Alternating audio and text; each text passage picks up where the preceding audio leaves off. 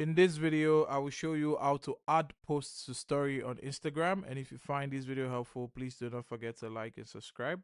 Now, the first thing I'd like you to do is to log into your Instagram account.